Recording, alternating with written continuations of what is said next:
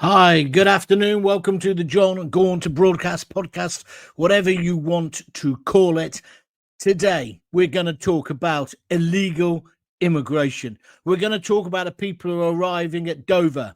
And you know what? Unlike all the mainstream politicians, I've not given up. They've all basically said, we can't stop it. Yes, we can. If there's a will, there's a way.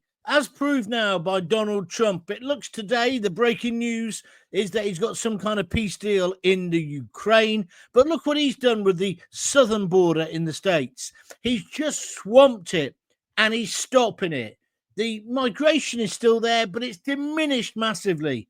There has to be a will to do it. And I'm afraid you also have to be a little bit nasty, not inhumane, nasty. And I'm going to show you today in this program, in the next 20, 30 minutes, how we can stop these migrants. And if you don't think it's a problem, let me give you some very clear figures to concentrate your minds. Over 38,000 illegal migrants are in this country. Now, when I call them illegal, they are illegal because they've come without permission. I'm not making any other value judgment, but they're staying in hotels, and these hotels are costing us, the British taxpayer, a staggering £5.5 million a day. That's right, you heard me correctly, a day.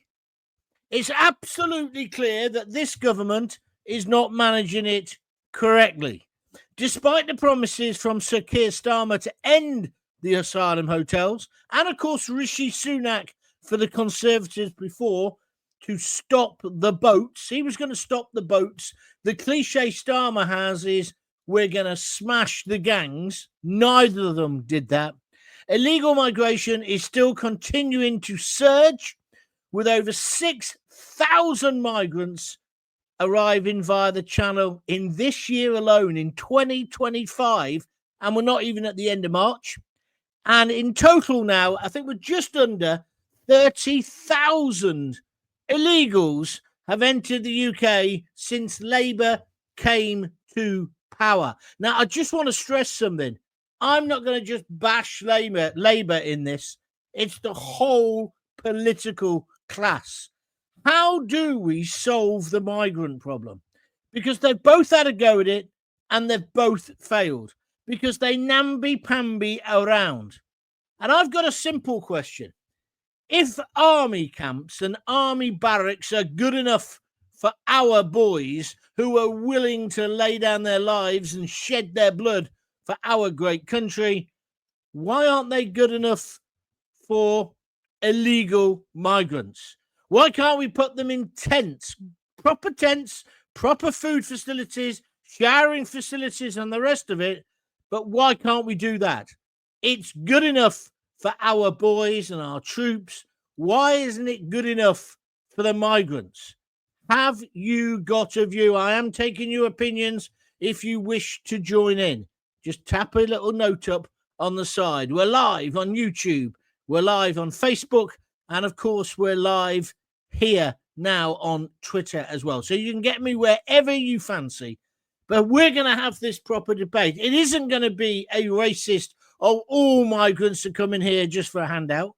Many of these people would probably, if we had a system that worked, turn out to be quite good citizens and contribute to our country. And we will need more people in the country because of the declining birth rate. Tomorrow, Rachel Thieves, have you seen she's back in the papers again today? Now she's had free theatre tickets as well. The woman just cannot resist a freebie. She makes me sick. But tomorrow, she's going to install things which is going to affect every single person in the country. She will put in tax raises or national insurance, or she'll put up fares on transport. You watch, it's going to hit us in the pocket.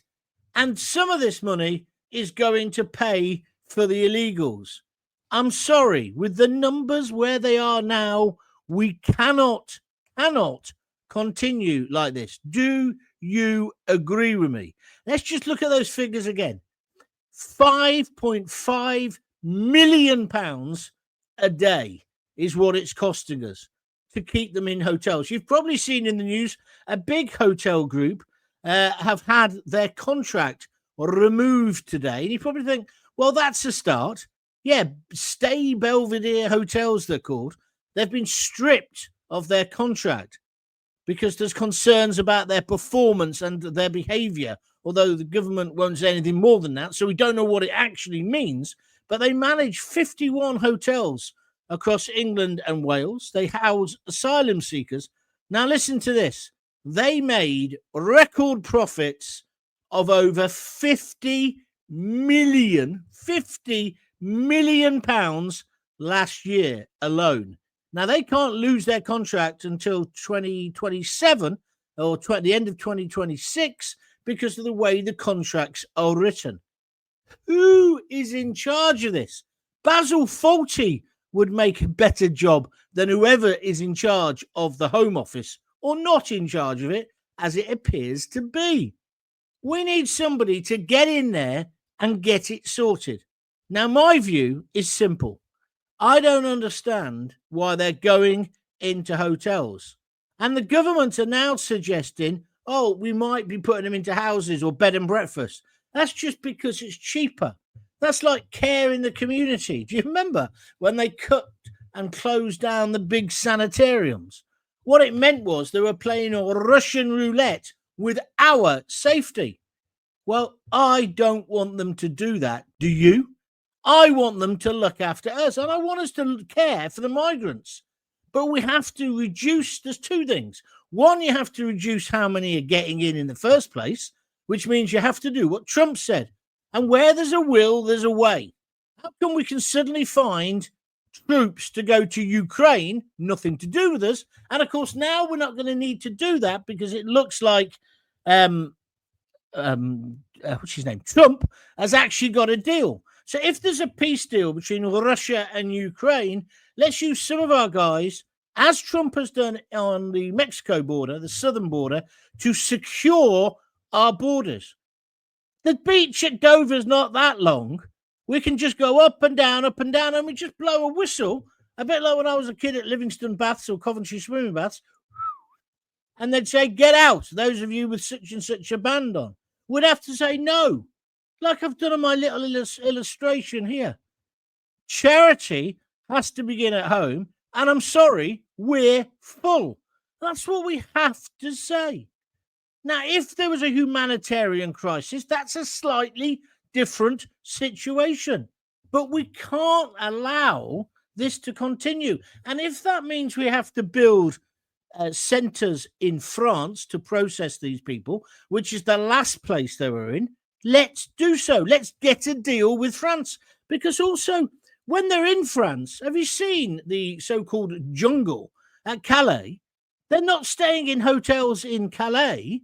They're staying in makeshift shelters. So I'm not suggesting doing that when they get here. I'm saying if there's not enough ex-army accommodation, they'll have to go into tents, like our lads and lasses go into when they're at war or when they're on a deployment. There's nothing wrong with that. They can go into tents. They can be looked after correctly, proper bathing facilities. We give them all the medical backup that we're still giving them at the moment, but we're going to cut the cost. But if you let the government get away with this, they're going to put them in houses next to you. And I'm not saying they're all rapists or murderers or muggers, but that's not right because we don't know who they are. They've not been vetted. So they've got to be put in a secure place. But I would suggest there's lots of alternatives to 4-star hotels, which, let me just remind myself, is costing us £5.5 million a day. Now, it's clear Starmer's failed. He said he was going to smash the gangs. He couldn't smash an avocado.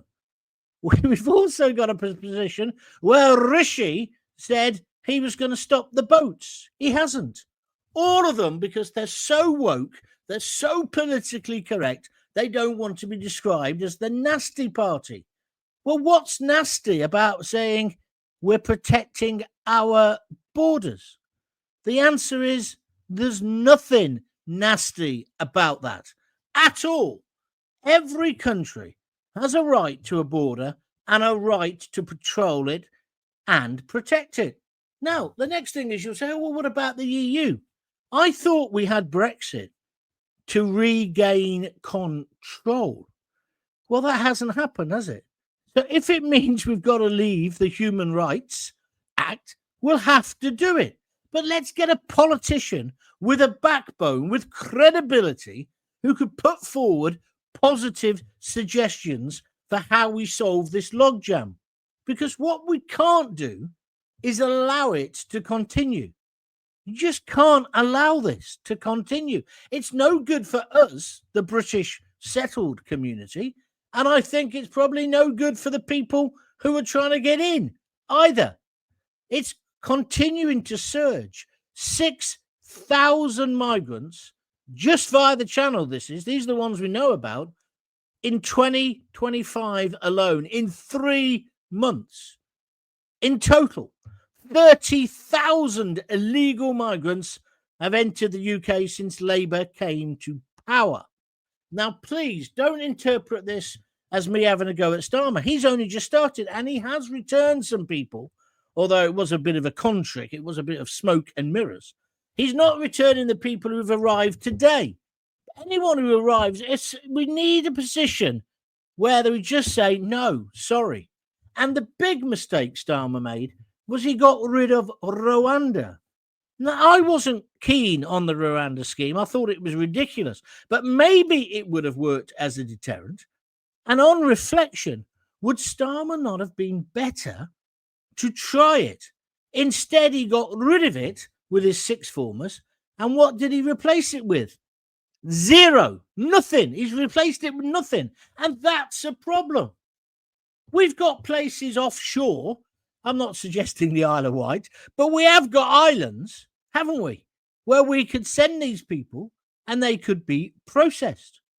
But the idea that they get in and the message is clearly getting back to them via YouTube, etc., that as long as you get to England, you will get your food, you'll get accommodation, good accommodation, and you'll get looked after.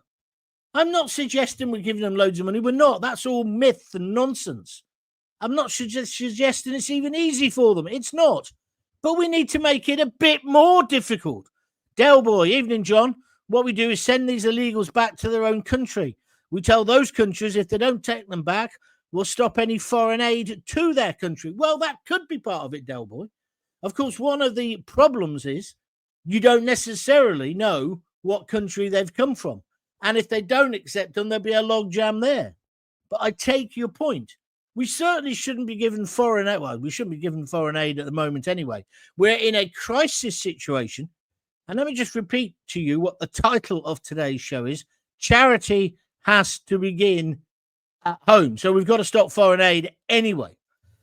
Stephen Freestone says we still give foreign aid to states with their own space missions and nuclear weapons. Yes, we do. India is a prime example of that, Steve, on YouTube. But again, that wouldn't necessarily stop it. But these are all parts. This is what we need, though, this kind of thinking, all these parts together.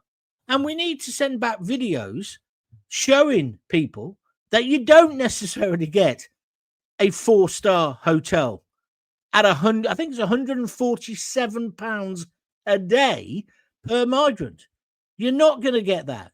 You're going to end up in an army barracks if you're lucky. If not, you're going to be in a tent on a big field. I mean, I remember this. My cousins, their dad, my Uncle Wilf, I've got several uncles who are in the military. We used to go down to see them in the summer holidays. Those camps were magnificent. They were huge, with loads of green spaces as well as the houses. Most of those houses are still there, but they're empty. Why can't we use them? And if they're not 100%, tough shit. At least they've got a roof over their head. Because in no way am I talking about persecuting the individual people who have made that journey and that decision to try and get to Britain. I don't want to do that. I don't want to be inhumane. But I also don't want to be a soft touch. And the problem with our establishment politicians, they are a soft touch. They're afraid that somebody will call them the nasty party because of what happened with the Tories. Do you remember when Theresa May put those vans around and they said, oh, that was a, what do they call it, a policy of aggression or something? No, it wasn't. It was saying you shouldn't be in our country. When you have surveys coming out where 1.2 million people living in London shouldn't be here, it's something you've got to address. And I say, look, the green light is there now. Not the green card, but the green light. Donald Trump is doing it with his southern border. There's a change in the air in world politics. I know there's been this cock up overnight about them involving a journalist in their war plans with Yemen, which is just pure incompetence if it's true. But today, it looks like Trump's got some kind of peace deal with Putin. Well, I want us now to follow that lead, realize who the enemy is, and the enemy, to a certain extent, is these people coming in. Not because they want to do us ill, these migrants, although there's clearly some rapists and murderers amongst them, but not the majority, obviously. But they are doing us ill because they're a strain on our resources. We cannot afford. I've just got to keep looking at this figure. When I saw this figure earlier, I couldn't believe it. £5.5 million. That's your money a day spent on illegal immigrants getting out of those little rafts in Dover. No, we can't afford it. We've got the winter fuel allowance cut. We've got pensioners being affected. We've got students affected. We're ripping off farmers. Have you seen the cost of living, how expensive it is now? I'm sorry. Charity must begin at home. And we've got problems in this country. When you go to Leamington, go to Warwick, go to Coventry, go to Birmingham, you'll see our veterans screaming and shouting in the streets. I put up a little reel thing, whatever they call them, a short video, like a minute, on Facebook. On Facebook alone, it's got 10,000 views already. And it's just me basically saying, how can it be right that we've got people screaming and shouting in the streets and are homeless? How can it be right? And then when I found out today, we're spending £5.5 million a day on people who shouldn't even be here, it just makes me even angrier. What about you? Getting some good comments coming through now, so thank you. John, afternoon. Unfortunately, Starmer doesn't have the balls to close the borders, nor did the Tories. I'm glad to see you're not making it party political. Unless someone stands up and be counted, it's never going to end. That's Steve on YouTube. Steve, you are absolutely correct. We need one politician or a couple of them, and you're not going to get it with Starmer, I don't think.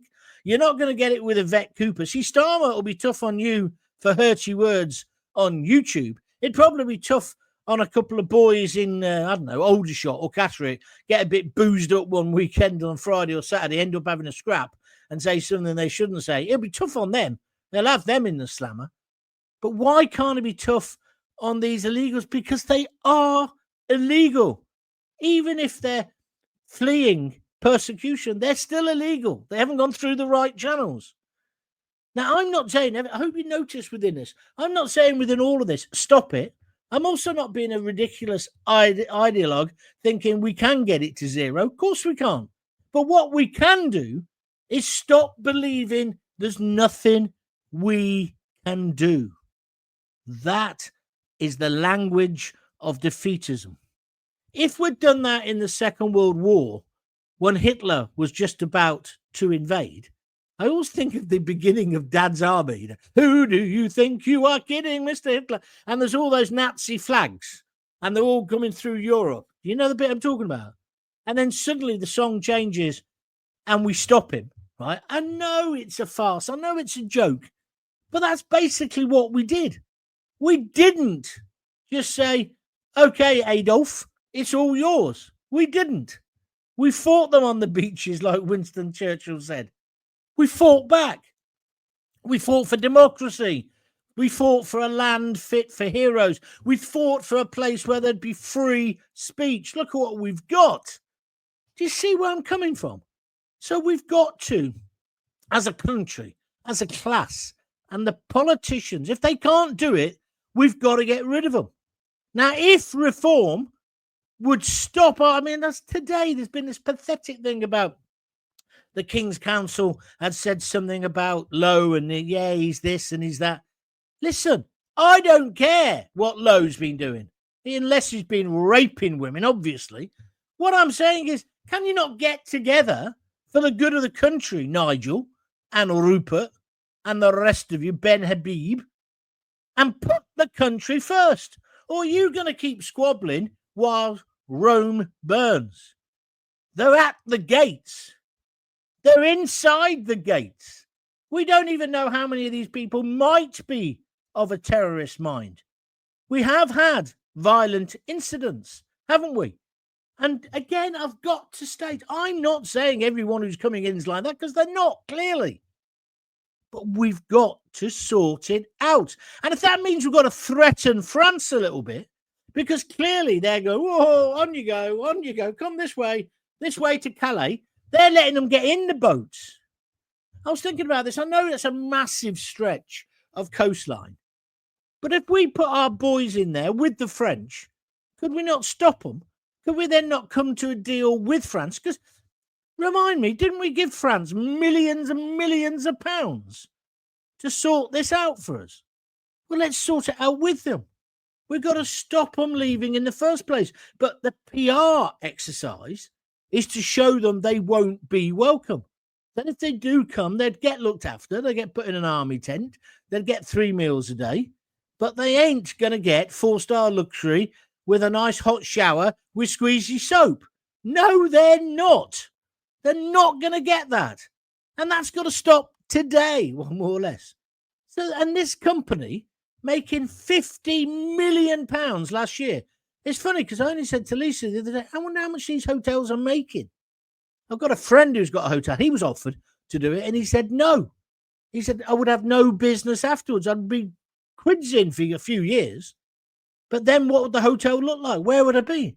My sister-in-law, where she got married, it's a beautiful hotel. Really upmarket, yeah? It's closed. All the signs, this is probably happening where you live as well. All the signs have been taken down. It's a country hotel. It's kind of disappeared. It's a bit like 1984. And it's full of migrants.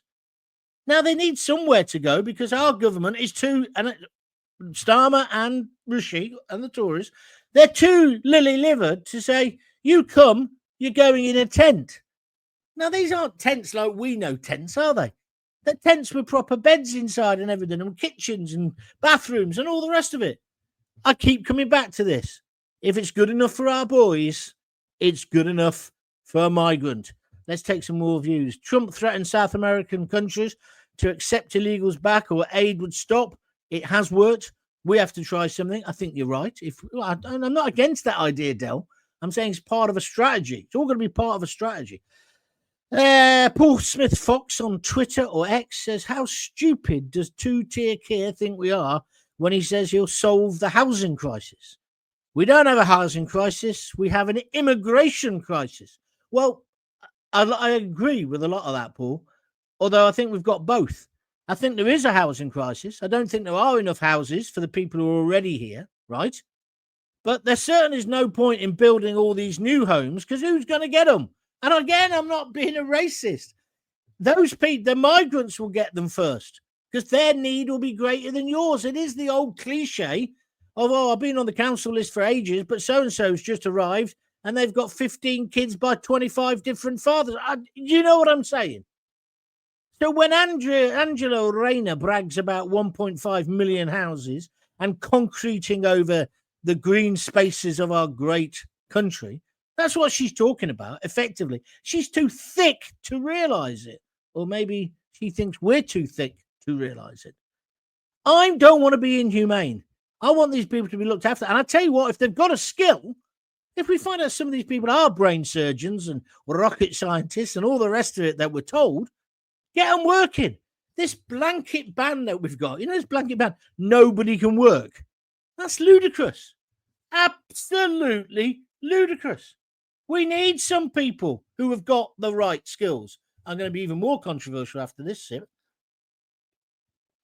We even need some people who haven't got very high skills. Because post-Brexit, because of all the scare stories, lots of our European friends went home. I've got friends in catering and in hospitality and in pubs, including my daughter. They're desperate for people. They're desperate for people who want to work in the service industry. Now, that's because a lot of our lazy sods won't do it. So, again, we've got to square that circle within this whole new way of looking at things. But there must be some people who've got skills or experience we could use now. So a blanket ban saying nobody can work, I just think is wrong. Because then you've just got them all hanging around outside the places and all the other associated problems. I don't think everybody should be allowed to work. And I don't think everybody, therefore, if they do start working, it increases their chances of staying. No. Be a bit like the fruit pickers. You bring the fruit pickers in and they have to go home afterwards. It should be that kind of idea. But the idea of this blanket ban, obviously dreamt up by some idiot who hasn't even started shaving yet. I don't know what her name is. But that's what's happened with all these political advisors who don't live in the real world. This is an interesting interview from Yusuf about the illegal immigration. There's no point in me sending things when I'm on air. So how can I see that? He says the Uni Party can stop the boat, but they don't want to. There's no political will. Well, I'd agree with you there, Thistle. That's really what I'm trying to get at. I believe the Tories over 14 years built up the backlog of people so that they had the bogeyman, the illegal immigrant, right, to blame problems on, so that working class people would think it's other working class people that are the problem, not the knobs, for example, who are making £50 million from their hotel chain. They are they deal with a quarter, so they've got a quarter of the migrant market. How sick is that? They're trading in human misery. But meanwhile, we're worried about Abdul down the road because he did something or whatever. Not because he did a crime, but because we don't like the look of him. Because we've been told they're the bogeyman. You see where I'm being balanced within this argument? They're ripping us off. And as per usual, the upper class, the establishment, whatever you want to call them, love to set the working man and woman against each other. They've done it for years.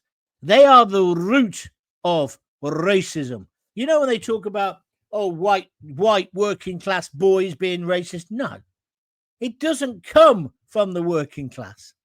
Because if you ever worked in a factory or you met people, there's banter, of course there is. And I'm not saying there hasn't been racism, of course there was. But most people who are working, what did you call them? Working people, working class people, they just want to earn their money and they want to get on and they want to work and get on with their fellow man and woman. Yes, there was some ridiculous, no dogs, no blacks, no Irish, all that stuff. Yes, horrid. But we're well past all that now, aren't we? I think we are. But the people who love to stir it up, like the people who said, these riots in Southport, it's the far right and they're getting the train, they're having away days to come and cause trouble around the country. It turns out all of that was bullshit. Why? To divide and rule and conquer us. That's what's going on. That's why when people say, don't like a Muslim, don't like Muslims, you say, what, all of them? All of them? What about so-and-so? What about so-and-so in the curry house? Oh, he's all right.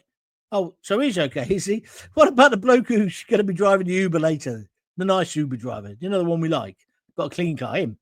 Oh, he's all right.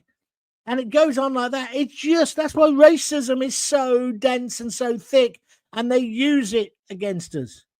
I'm not saying everyone should come in. Quite the opposite. I'm saying we need to control it. Well-controlled, managed immigration in our great country has been a good thing. This is why I do not agree, and I put it on the record now, with Rupert Lowe, who talks about mass deportations. I don't agree with that. I think we should find out who should be here and who shouldn't, and have they got a value to us, and then move from that position. But the idea that just that your name's Abdul means you're going home, but if your name's Bruce, you probably won't. I don't want to be part of that. I really don't want to be part of that. That's a return to the bad old days. No, no, no. Now that's going to upset some people, I'm sure. Jedi, has anyone come up with the number of houses we require? I hear we need more houses, but never hear the number. I'll never give you a number of stuff like that, Jed. But thanks for your point. I know what you're saying. UK taxpayers' cash should stay here. You fix your own roof first before helping others. Well, isn't that what I'm saying? If there's a time limit for a person that's here waiting to be processed before they just qualify, is it 5 years? And if so, have we got a time bomb coming down the road? Well, there is and there isn't once the process happens. But there's no reason for why people are waiting 5 years. I was in business with a guy who's a human rights lawyer. Ooh, yeah, boo, hiss. What a nice guy. And the guys he worked with are nice guys. They were just trying to do a good job.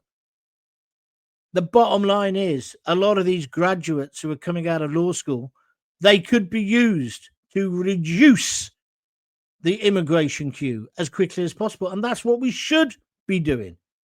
Because what's going to happen, Jed, it doesn't matter whether it's official or not. It's already been suggested before by people like Boris Johnson. There's 90-odd thousand people. They'll probably just turn around and say, oh, we can't cope with all them. Tell you what, you can all stay. But no more. No more. I don't want that, Jed. I want it to be fair and equitable, and I want people to have a chance. And if they can stay in our country and they've got something to contribute, let them. That's why I'm saying this thing about working. This blanket ban on working is ludicrous because they're working anyway. Have you never run over one of those guys on a Deliveroo bike? You know, they've got more power between their legs than Evel Knievel ever had when he was jumping the Grand Canyon. It's an absolute joke. They're working anyway in the black economy. So we just need to be logical about this. We also need to be logical to think, well, somebody who can get themselves across the channel or maybe halfway around the world to come and live here, they might, hey, guess what? They might have something to offer. See, I don't believe it's an Islamist or an Islamic takeover either. I'm not into that. It will be if we don't talk about it and we don't be fair about it. That's where I'm coming from. I'm saying, look at it with fresh eyes. So first of all, you secure your borders, so less get here. Then you deal with the people who are here, and I've suggested some ways of doing that already. And we could use a hell of a lot of law graduates for sorting out who can stay and who can't and finding out where they're from. And this whole nonsense of not checking their medical records. You're not allowed to inspect them. I'm sorry. We've got to. And if they have got TB, AIDS, HIV, something out. Just don't even entertain it. Isolation, ward, and then out. We can't allow these diseases that we got rid of to come back in. You've got to protect your own people. That's not fascist. That's not nasty. Just plain common sense. John, have you ever thought about standing for Parliament? We need more common sense in politics, and the time is now. Listen, I can't get a job in radio saying this, let alone in Parliament, but thank you for your compliment. The stretch of coastline secure isn't that far. Dover to just past Folkestone. Barbed wire walls, dig up possible landing areas, make it impossible to land. Yeah, the only problem then, of course, Chopper, is how do they... You can't just let them get to more or less to the shore and then say, sorry, you're going to have to stay on the boat, especially if the boat starts to sink. I mean, that's where Katie Hopkins went too far in that Sun column. They're not cockroaches. They're not leeches. They're human beings. And we are a fantastic country. All I'm saying is we can't take everyone in. We can protect our coastline, though. I mean, I was just thinking now, I said about Dad's Army earlier. You know, when you go to places like Sperm Point up north, and you know where the Withering-Sea, you know where that tanker, the Russian tanker, that was a bit peculiar, wasn't it? We'll talk about that another day. The Russian tanker skipper and all that. Well, a lot of those places have still got the sea defences there. So it's not beyond the wit and wisdom. We've done it before. We weren't going to let the Nazis just jump off a boat, were we, in the shallows and walk into Withering-Sea, then Bridlington, Scarborough, and then, show you my knowledge now, and then Hull. I would definitely never have allowed them on the Golden Sands of Filey. Oh, I love Filey. I just would not have allowed it. But you see where I'm coming from? We can protect our coastline. Thistle says, Jon Gaunt for Prime Minister. Yeah, all right then. I can't afford, well, I used to say I can't afford the wage cut. I could afford it. I could do it at the moment for 2 bob and a conker, and that's skint, I tell you. Don't forget, if you want to help me out, buy me a coffee. www.buymeacoffee.com/Jon Gaunt. Right, I just want to finish off just with a bit of a reminder of whatever else we've got here. See, and notice today, I've not got angry about it. Getting angry about this situation doesn't help, because then that anger normally gets directed on the individual person who's trying to get into the country. I don't think that's the way forward. I think we should be angry with the establishment class.